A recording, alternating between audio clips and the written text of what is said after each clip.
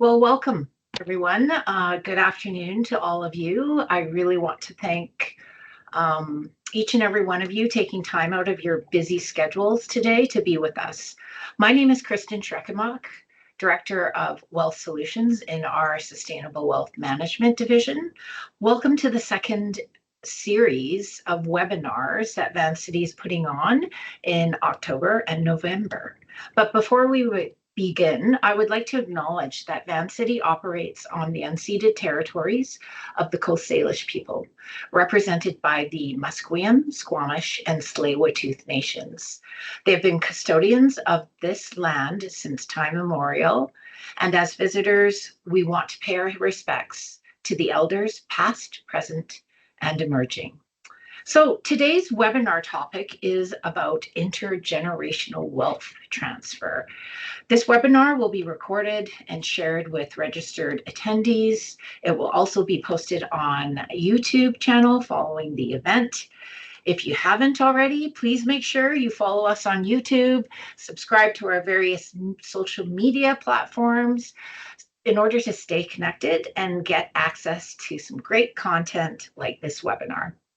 Finally, we encourage all of you to take note in terms of what is most valuable and what would be most helpful for you.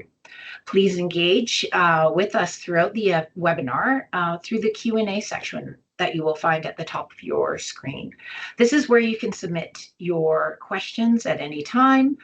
The question and answer portion will follow after the presentation and will be moderated by Catherine Mandelkorn, Regional Manager, Wealth Solutions, and she will provide maybe some closing remarks. With that, we are very fortunate to have our next speaker, and I'm very excited to introduce Julia Chung.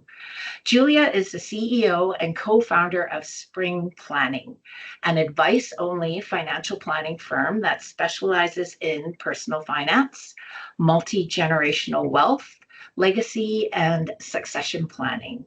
As a co-author, she's contributed to the ebooks, Women and Money, The Art of Delegation, and the Entrepreneurial Survival Guide.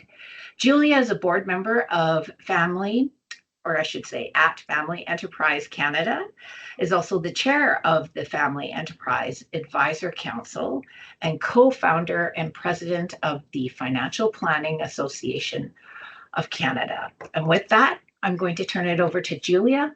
So welcome. Thank you so much for having me here. It's super exciting. I can't wait to share this with all of you. So, today we're going to be talking about intergenerational wealth transfers.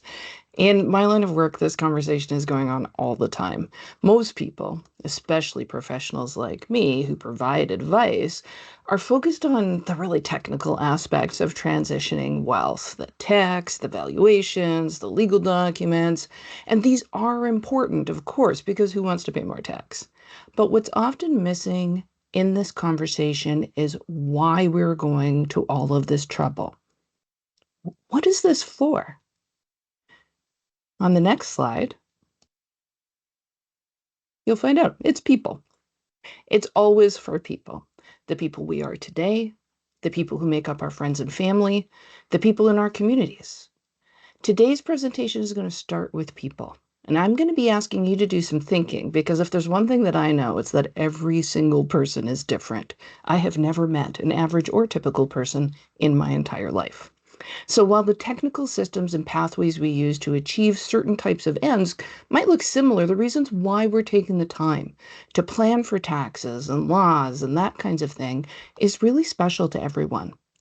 So this might seem like a long and roundabout way to get to the action that you're going to take, but I know from experience, the long way is a shortcut. On the next slide, you can see this quote from the Cheshire Cat. And I quote the Cheshire Cat a lot because it doesn't really matter which path you take if it doesn't matter where you're going. And that's really the important bit. When we don't spend any time thinking about our purpose, our destination, then we could just take any path. But if we get it wrong, if it turns out the way we went wasn't really the thing for us, we'll spend a lot of time and money developing strategies that solve the wrong problem. And here's an example of what I mean. So, the next slide shows you the question that was asked. So, recently, another professional contacted me about a couple that professional was working with. They told me that they had been speaking with this couple about their estate planning. They had a business, a home, and some investment assets. Most of the value of their future estate would be in their business. Their daughter works full time in the business, and the son hadn't ever participated. They'd be leaving their entire business to their daughter, and were trying to determine the best approach to providing some equalization to their son, which recognized their daughter's existing and future contributions at the same time. And my question was, has anyone talked to the son and daughter? And it turned out that nobody had. The professional was a little daunted about how to approach the discussion because the parents were so sure about their perspective, and the professional didn't have a relationship with the son and the daughter. So I gave that person some discussion tips and questions that helped bridge the gap, which led to individual discussions with each of the children. And it turns out they had it entirely wrong. The son had always wanted to be part of the business, but didn't want to step on any toes. The daughter had always hoped the son would choose to work with her and they could grow it together. The business meant something to them both as a family legacy and as a future way to stay connected as siblings. So now, the family and their team of professionals have a lot more work to do. It's going to be a longer path than doing just the math to estimate an equalization and the legal paperwork to completely end any possibility of the son having ownership in the business. It will be a much longer path. It will require different skill sets. However, had the conversation not been started, they might have ended up like the folks on the next slide. So this is the family who never knew. Most families are like this. We make assumptions about the people we know and we love because, well, we know them and we love them. They tell us the truth in so many places. We're pretty sure they feel safe in expressing the things that matter to them. But rarely do families have the formal structures to discuss these bigger questions, which means there's never really a good time to talk about it. There's no platform. The family who never knew had a similar situation. Instead of a business, it was a cabin in the southern Gulf Islands. The children had spent every summer there. When they became adults, the son moved to Ontario and started a family there. They visit, but they don't spend that much time in BC anymore. He even bought his own summer place in Muskoka. The daughter, who remained in BC with her family, spent every summer there, and so did her children. The parents decided to leave their cabin to the daughter. They equalized the son financially by giving him a larger share of investment assets, and the value of their home were divided equally. When they passed away and the children found out, the son was hurt and angry. He had purchased the summer place in Muskoka only for those years while his children were growing up. He'd always meant to move back to BC in retirement, assuming that he would become an owner in the family cabin. He had dreamt of a retirement on the southern Gulf Islands. The hurt and anger that came out of this created a rift between the brother and sister. They didn't end up in a lawsuit, but they lost their relationship with each other right at the time that they'd also lost their parents. The relationships were irreparably harmed. The son and his wife never returned to BC. The daughter and her family eventually sold the cabin because it had too many painful memories. It was awful. It was a shortcut to a solution that the parents were sure they knew exactly what their children wanted and had not contemplated the possibility that an asset that wasn't worth as much in dollars as the rest of their estate would create so much strife. The result was a long-term, multi-generational breakdown of relationships. So, we have a good story, we have a bad story. So what do we want to do to kind of resolve this? So, on the next slide, I have a big question. What is wealth? When we talk about transferring wealth through the generations, it's so much easier to think about wealth as assets, dollar values, tax consequences, and legal concerns. Since those areas are so complex and require so much professional expertise, we move towards solving those problems first. We define wealth through the lens of those professionals because that's how professionals are used to defining wealth. But wealth, when it comes to families, has far more components than just the financial value or the impact of income tax. On the next slide, author James Clear defines 4 kinds of wealth: financial assets, social wealth, such as status and relationships, time wealth, and when he says that, I think he means freedom, physical wealth, as in our good health. And that's one way of looking at it, but the truth is we can define wealth in a number of ways. Despite the dictionaries doing their best efforts to define wealth as having an abundance of tangible resources, and James Clear giving us some of his thoughts, there's a lot more to this. Wealth is fundamentally what we value, and what we value is quite a bit different depending on the people we are. The thing that I've learned about working with families is that sometimes we haven't been clear on what it is we value, and we haven't taken the time to understand what our families value or why. So I'm going to ask you a question on the next slide. Have you talked to your family members about how you and they view wealth? Most people haven't. So if the answer to this is no, you're really, really not unusual. That's very, very normal. Wealth isn't something that we kind of tend to talk about with our family members. We tend to talk about fun things and not fun things and love and caring and that kind of stuff. But what we value as individuals and as a family has a real impact on how we plan for our futures. So, here's your next important question to answer. On the next slide. What's wealth to you? How do you hope your wealth will make others feel when you pass it on? I've asked this question to a lot of people, and the answers have varied tremendously. I've heard things like knowing that the bills can be paid when they come in, not looking too hard at the prices on the menu when I go to a restaurant, having a fridge and a pantry that's full every time I look, holidays in beautiful places, the ability to give time or money to my community, having wonderful experiences with people that I care about, or even having very specific dollar amounts in the bank every time I go and look, and so much more. When you think about wealth that you have, the wealth that you can pass on to others, these all have some financial components to them. Having enough money to experience certain freedoms is wealth.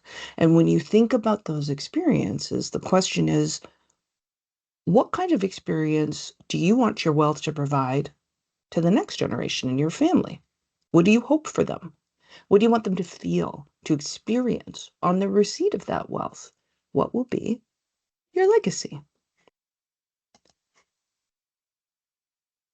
When we use words like legacy, it can sound like we're talking about things that wildly rich people do, whom almost none of us believe that we are, according to recent research, like donating enough money to have a building at a hospital in our family name or something similar, or like a weird statue that people walk by.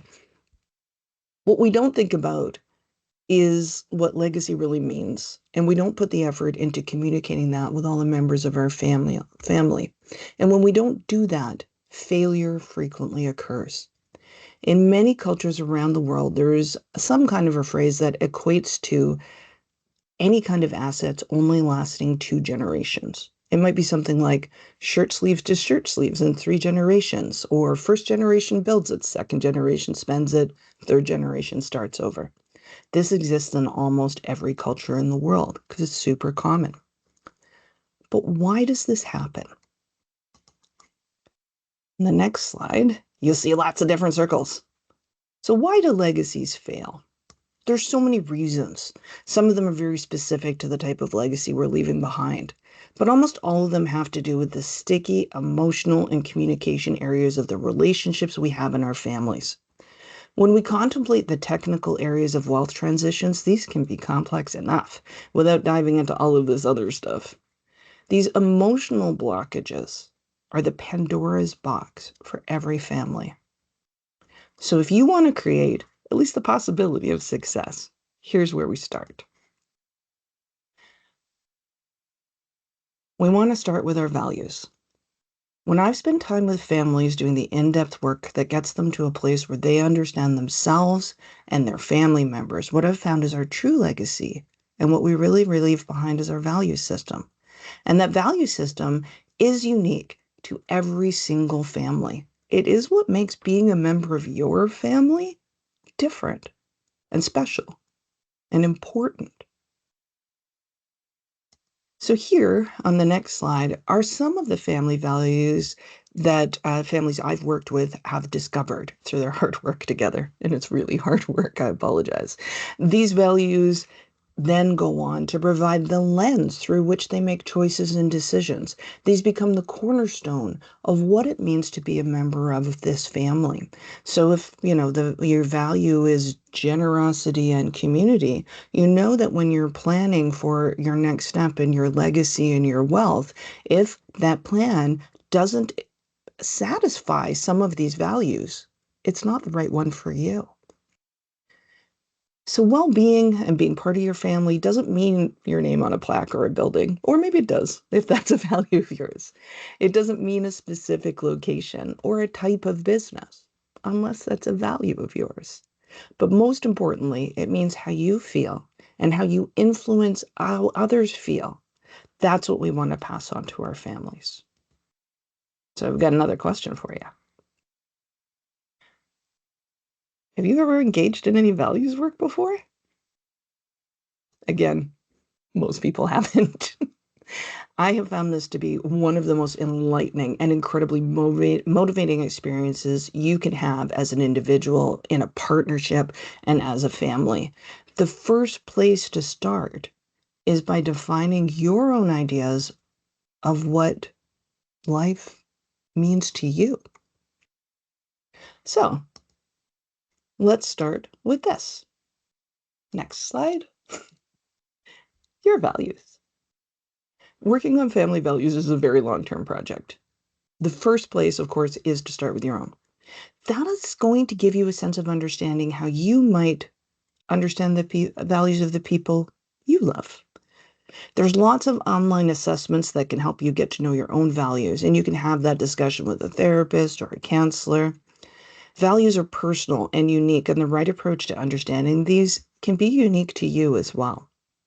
At my firm, we have an online assessment tool that we like to use, although it is a bit of a pain to take, so you have to be in the right frame of mind. But there's also cards, there's online things, there's all sorts of things you can do to start to get a sense of what brings meaning to my life and how do I bring meaning to other people's lives.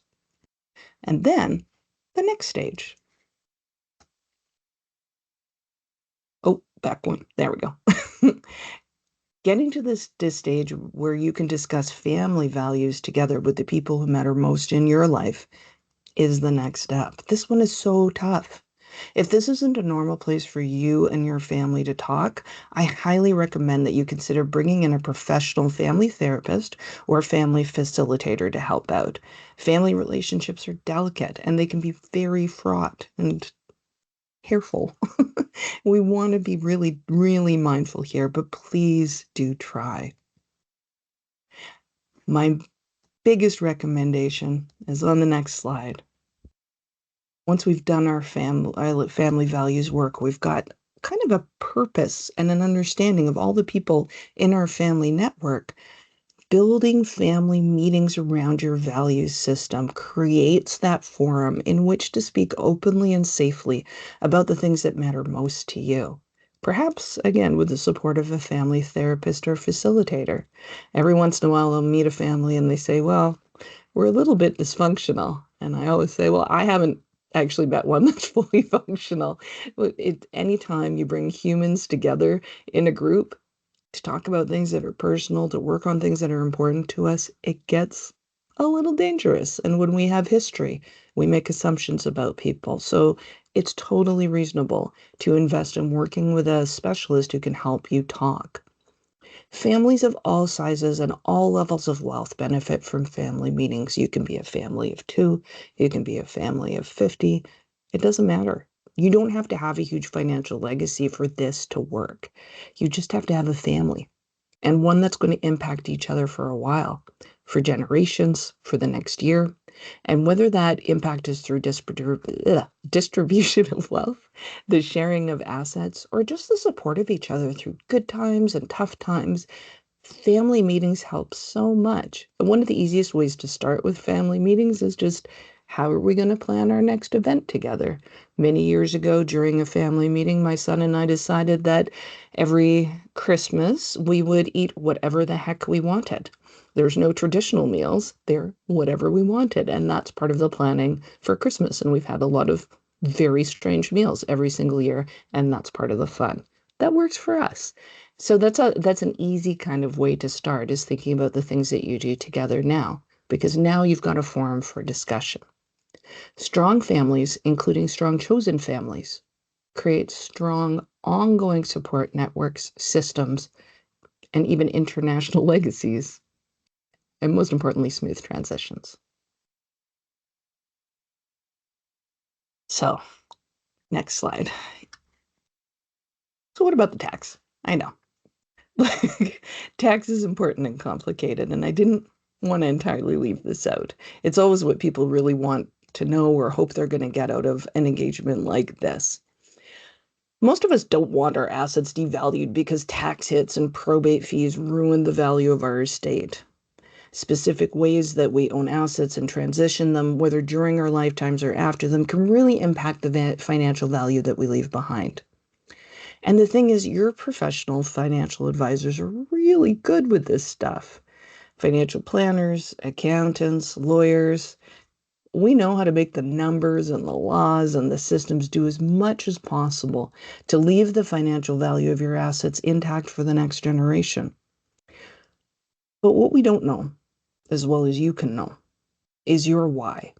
The reason why you're passing on specific assets and what they mean to your family. There have been times where some of the professional advisors people have worked with have completely missed the value of a specific thing. Say it's an old piece of jewelry that your grandma left behind because she got it from her grandma, but you left somebody in charge who doesn't know anything about your family. And they said, well, we don't want people fighting over this.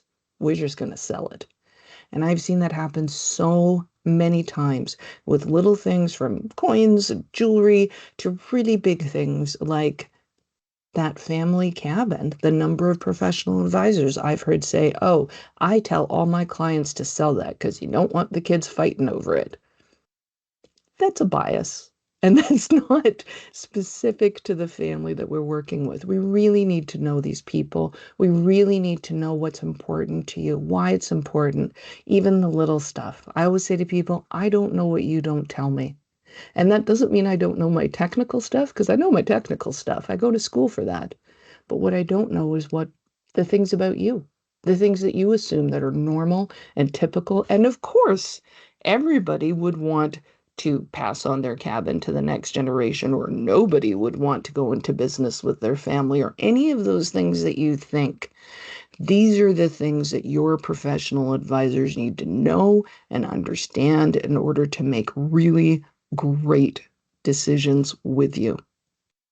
We need to know what your values are, what they mean to you, to your children, to your grandchildren. We don't know the values you're trying to impart to the next generation or the hopes and dreams you have for your family. We don't know what their dreams are. When we don't know those things, we just do it wrong. We set up these elegant, beautiful structures that cost a lot of money and take a great deal of expertise. And you can still have a family that doesn't talk to each other and an estate that becomes a battlefield. It's never worth it. It's the last ever thing you wanted. I feel like I have banged on very strongly about this. So, on your next slide, I've got a couple of quick tips because I don't want to leave you empty-handed. So here are a few things I want you to remember. Take care of you first. I know you want to help people. People are living longer than they ever have before, but not necessarily living healthy the whole time. Average life expectancy means that 50% of people die before that, and 50% of people die after that. Don't imagine that average is going to be your life expectancy. And do imagine that aging in place and aging in care is going to be expensive, because it definitely is. Please work with your financial planning team to understand what you need to be okay before you start being so lovely and generous with the people in your life. Next, income splitting stops when one person dies. And this is something that when we're talking about retirement planning, um, a lot of people plan out their long-term income thinking about two people living together and sharing their tax returns. But just like most people don't die at the exact average life expectancy, most people don't die at exactly the same time as their spouse. And that often means that we've got one spouse living out a period of time that I like to call the Golden Girls years, because it's usually men living that much longer. And during those years, there's no one to split income with. The same lifestyle cost, and it does not tend to be a lot different, costs a lot more in tax to that solo person. You have to take out a lot more money and pay a lot more tax to get the same kind of lifestyle. Talk to your financial planner about how to plan for those years. One of the hardest things that we do when we're working in personal finance is deal with that decumulation, spending money from the different pots kind of thing. And the reality is with longer lifespans and all the new accounts and changes to taxes and those sorts of things, a lot of your advisors haven't done exactly what we're doing before because a lot of this is new. And remember that taxes are far more expensive than probate fees. A lot of people worry about probate fees. And I don't want to pay more than you do. And BC particularly is very expensive in this regard. But probate fees in BC are on average about 1.4% of the total value of your estate, meaning those assets that pass through your will, not those things that are jointly owned or in beneficiary designations. So very often people will start thinking about how to plan around probate, putting things in joint names, all this kind of stuff. This is less important than planning for the tax. Because if the tax rate that you're paying in your final estate is 50 to 53%, which is not unusual, 1.4% of the fair market value is a much smaller number. And sometimes it makes more sense to pay that than it does to deal with the tax hit or even some of the loss of freedom and autonomy over your own assets that can happen. Finally, please get professional advice. I know choosing professionals can be difficult. There's a lot of information on the internet. It's really important that you work with people who live and breathe this stuff every day. Tax is complicated, legal stuff is complicated. Where tax, legal, and investments and real estate and business meet each other, all of that is complicated. Please work with your team at Van City to help you find the right people and to become the team that's important for you. So, I know I've thrown a lot of stuff at you in a very short period of time. It's my hope that the first place you'll start with is with you. What wealth and legacy means to you, what values you hope to impart, making sure that you're okay, putting that mask on first before you help somebody with their own. And from there, I hope you'll have discussions with your partners and spouses and best friends and children and the people who live with you day in and day out, the ones who might speak for you when you can't speak for yourself. And after that, I hope you'll have discussions with your family members and you'll use the skill sets of the professional family facilitators and therapists who can help you if you need them. All families have areas where communications are tough. We've lived with each other for so long and we've been so close. And that oddly leaves a gap. Please feel amazing about asking for the help you need. After that, it's time to bring in the technical experts who can help you build the financial, tax, legal plan that will transition wealth and legacy that you mean to leave behind in a way that will actually have it lasting as long as you meant without creating more strife. I know it's a long road, but I really hope you'll find that it's worth it. And then I think we're on to questions with my buddy Catherine. Hi, everyone. Catherine Mandelkorn, I'm the Regional Manager for Wealth Solutions. And we do have a few questions. Julia, that was really great. You and I have worked together for years. I think we have a shared vision when it comes to planning your money with a foundation of personal values. And I think you and I each really live in alignment in all areas of life when it comes to those values. But even thinking of my own extended family, it can be challenging for family members to communicate in the same way. And you mentioned at the beginning of the presentation, I mean, we're all different, we know that, but even as it presents with money as well, right? We all have a different way in which we experience money. And different generations can have vastly different experiences with money. Yeah. So I love family meetings. I think they're a great idea. I have them myself, family money meetings. I'm a huge fan, but I know not all family members may have the same openness. So I think this first question speaks to this. One of our participants have asked, what do you recommend if we've asked our family questions about their finances and they do not want to talk about it? I think the first place to start is to figure out where the discomfort is. So I think a lot of times we ask our family specifically about things like numbers. And and that is can be very, very private. There are some cultures where it's very normal to talk about how much is in your bank account and what your assets are worth. But there are a lot of cultures where it's really invasive. So you want to think about, who am I talking to? What kind of question am I asking, and why am I asking that question? And how can I present this question in a way that might make them feel safe? Because if they're not sharing, it's because they don't feel safe about it. So there's a reason they don't feel safe, and it might be anything from their own background and nothing to do with you. Um, and it might be that that's just really like weird in the culture that you grew up in to ask those kinds of questions, or you're the younger generation and they're the older generation, and no, thank you, you're my child. So I want you to think about that. And when you're asking these questions, you should preface it with, here's what I'm worried about. Here's where my concern is for you. And a lot of times, again, with older generations, they'll say, oh, don't worry about that with me. And I've definitely had that conversation with my dad. Mhm. And he's like, I'll be fine. And I'm like, I don't believe you. And here's what I'm mostly worried about. So you don't have to give me specific numbers, even though I'm very curious because I like to do numbery things. Here are the things that I know are concerns, right? Just, people living longer, health concerns, all those kinds of things. Here's what I'm worried about. And I want to make sure that there are documentations in place, or I want to make sure that there is enough. Have you talked to a professional? Can I talk to them with you in the room and just kind of get that reassurance? Because I'm thinking about you. Oh, those are great suggestions. Yeah, and I sort of take away from that too is, and even from this presentation, it's great to go and have those conversations, but knowing your own families and how to communicate with them, maybe in little steps, right?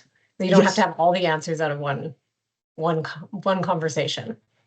Yes. Creating that safety first is kind of the big thing. Money's so deeply emotional, and the way we communicate about money and within our family system, there's so many things that are attached to the conversations and the questions.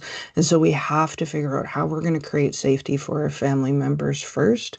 It is a long road, but it's so worth it. Right.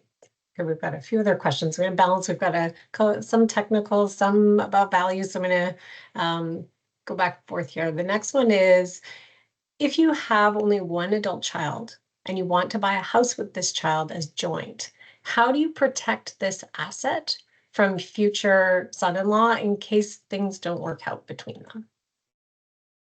Yeah, that's a really great question. So I love cohabitation agreements.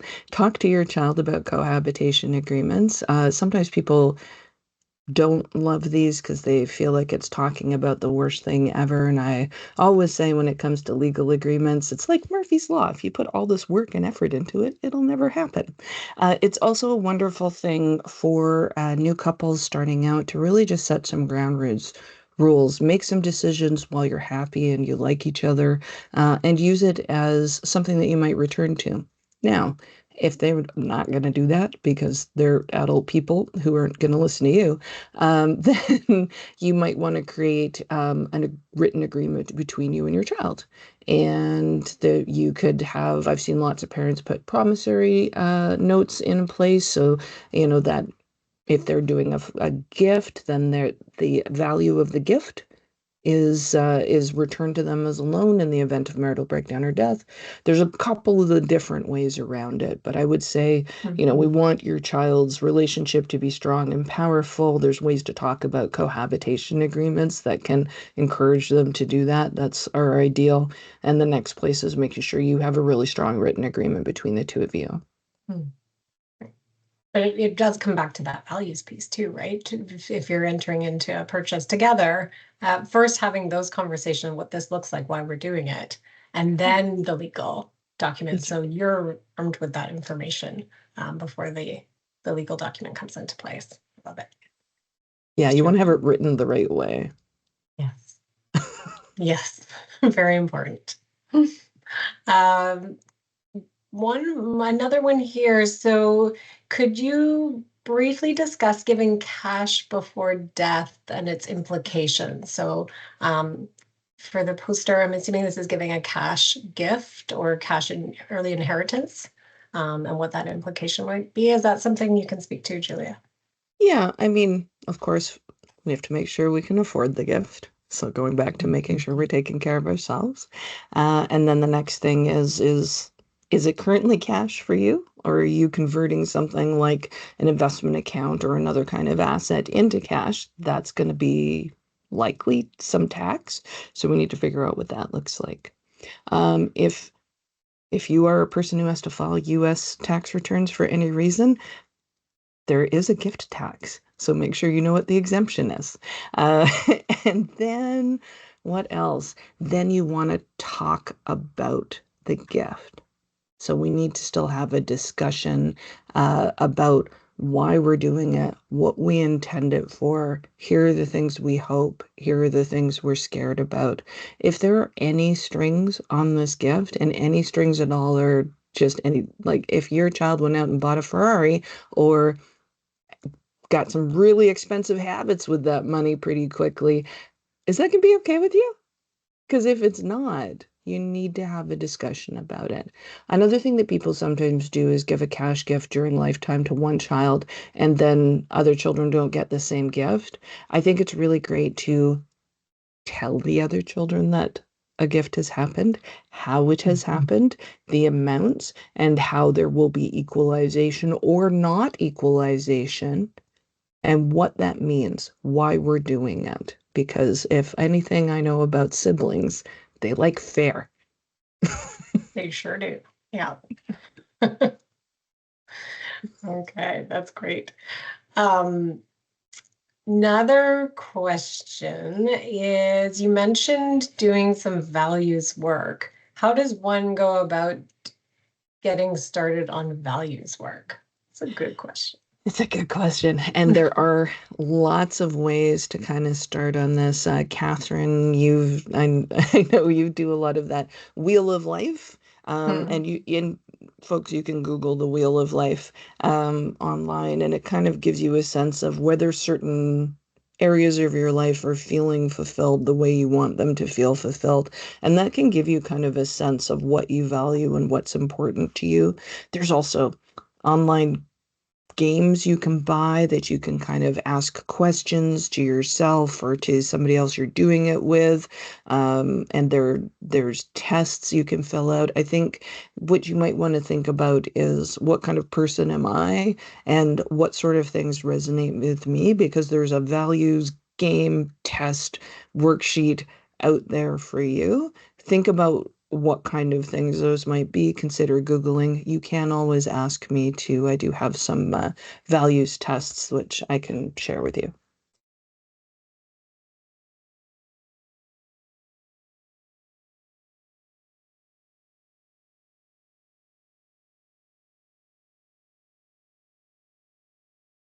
If you don't want to do any games or online tests or work with a coach or anything like that, you can just sit and think of what is the most important to me.